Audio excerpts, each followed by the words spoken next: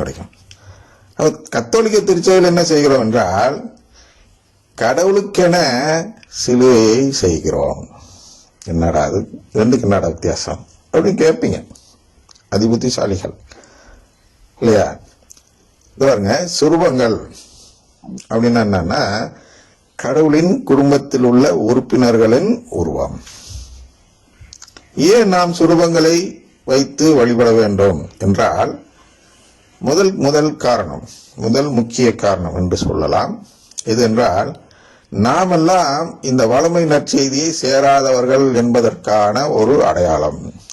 நாமெல்லாம் சிலுவை நற்செய்தியை நம்பக்கூடியவர்கள் என்பதற்கான அடையாளமாக இருப்பதுதான் அந்த சிலுவை நற்செய்தியை நம்பி வாழ்ந்தவர்களுடைய உருவங்கள். நம்முடைய வழிபாட்டில் என்ன செய்கிறோம் என்றால் உறவைதான் கேட்கிறோமே தவிர இந்த உலகத்தில் உள்ள வளமைகளை கேட்கவில்லை. கடவுளிடம் வளமைகளை யாரிடம் கேட்கிறோம்? சுரூபங்களிடம் கேட்கிறோம். சுரூபங்கள் என்ன செய்கின்றன அப்படின்னா அந்த புனிதரின் சின்னமாக இருக்கின்றன. அப்படின்னா கடவுளின் குடும்பத்தின் சின்னமாக இருக்கின்றன. ஆனால் கடவுளின் குடும்பம் என்று அந்த திருச்சபையில் கேட்கிறோம் என்ற பொருள்படுகிறது. அந்த திருச்சபை நமக்கு உதவி செய்கிறது. அதுக்கு தான் பேர் விண்ணக திருச்சபை என்று சொல்கிறோம்.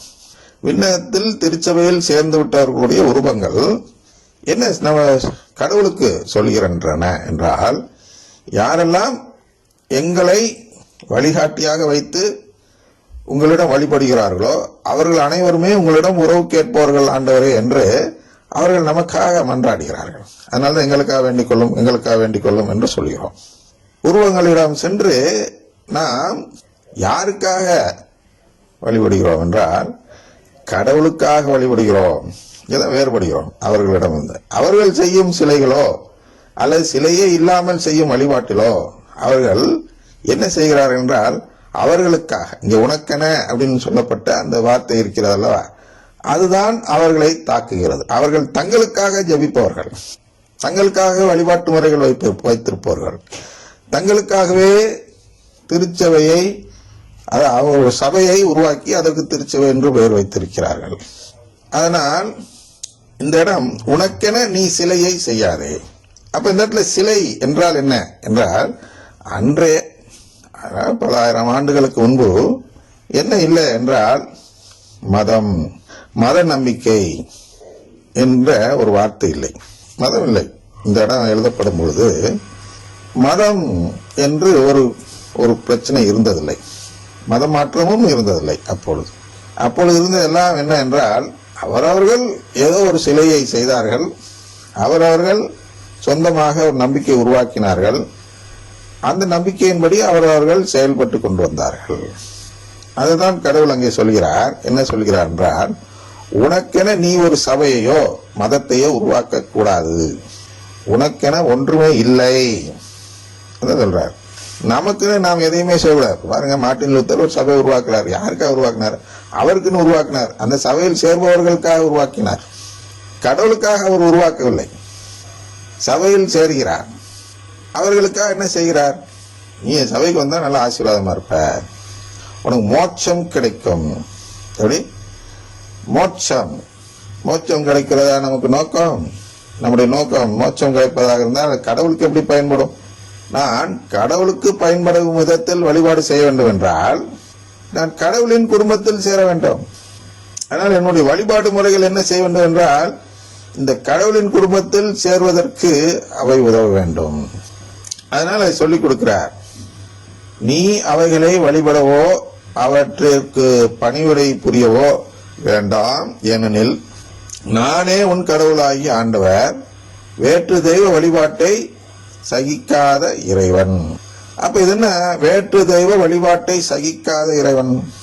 அப்ப வேற்று தெய்வம்னா என்ன? இந்த இடத்துலனா கடவுள் காட்டிய வழிபாட்டு முறையில் பங்கெடுக்காமல் சொந்தமாக ஒரு வழிபாட்டு முறை ஏற்படுத்துகிறவர்கள் என்ன செய்யப்படுவார்கள் என்றால் கடவுளால் சகித்து கொள்ளக்கூடிய நிலைமையிலிருந்து மாறி என்ன செய்கிறார்கள் என்றால் சபிக்கப்படும் நிலைக்கு போய்விடுகிறார்கள் இல்லையா? அதுதான் ரோமையர் 10வது அதிகாரத்தில் நாம் ஏற்கனவே பல முறை பார்த்திருக்கிறோம். 1 முதல் 3 வரை பார்த்தால் தெரியும். அதில் குறிப்பாக 3வது மட்டும் இப்பொழுது வாசித்து விடுகிறேன். அது மட்டும்தான் தொடர்புடையதாக இருக்கிறது. அதாவது கடவுள் மனிதர்களை தமக்கு ஏற்புடலாக்கும் முறையை அறிந்து கொள்ளாமல். திருப்பி வாசிக்கிறேன்.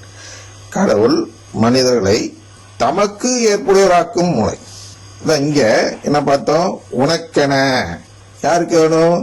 கடவுளுக்கென ஏற்புடையவராக வேண்டும். எனக்கென ஏற்புடையவராக கூடாது. அதுக்கு ஒரு வழிபாட்டை நான் உருவாக்க கூடாது. கடவுள் எப்படி என்னை தமக்கு ஏற்புடையவர் ஆக்குகிறார். அப்ப இதுக்குதான் என்ன வளமை நற்செய்தி என்ன சொல்லி தருகிறது என்றால், நீ மனித கட்டளையெல்லாம் கடைபிடித்தால் கடவுளுக்கு ஏற்புடையவனாக மாறிவிடுவாய். சொந்த கற்பனை, இட்டு கட்டி பேசும் செயல், அதான் கடவுளின் பெயரை வீணாக பயன்படுத்தும் செயல். மனித கட்டளைகளை கடைபிடித்தால் நீ அதுக்கப்புறம் அதுல வழிபடுறது வீணுன்னு மார்க் 7:7 இப்பதான் பார்த்தோம். வீணுன்னு சொன்ன பிறகும் மார்ட்டின் லூத்தர் போன்ற, அதாவது மார்ட்டின் லூத்தரும் அவருக்கு பின்னால் வந்த அந்த பிரிவினை சபைகளும் நமக்கு என்ன சொல்லிக் கொடுக்கிறார்கள் என்றால், கடவுளுக்கு ஏற்புடையவராகுவதற்கு மனித கட்டளைகளை கடைபிடிப்பதுதான் முறை என்று சொல்லிக் கொடுக்கிறார்கள். 10 கட்டளை மீறக்கூடாது என்று சொல்லிக் கொடுக்கிறார்கள். யாரெல்லாம் விண்ணகத்தில் தேர்ந்து கொள்ளப்படுவார்கள் என்று கேட்கும் பொழுது, இந்த மனித கட்டளைகளை கடைபிடித்து வாழ்வோர் விண்ணகத்துக்கு தேர்ந்து கொள்ளப்படுவார்கள் என்று சொல்லி, அதில் குறிப்பாக இந்த 3 கட்டளைகளை கொண்டு வருகிறார்கள். என்ன?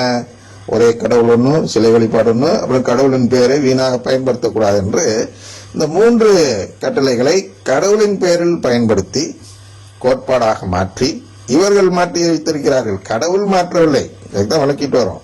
கடவுள் என்ன சொல்றாருன்னா, நீ எனக்கு ஏற்புவனானால் நான் என்ன செய்வேன்? உன்னை நான் தத்தெடுப்பேன்.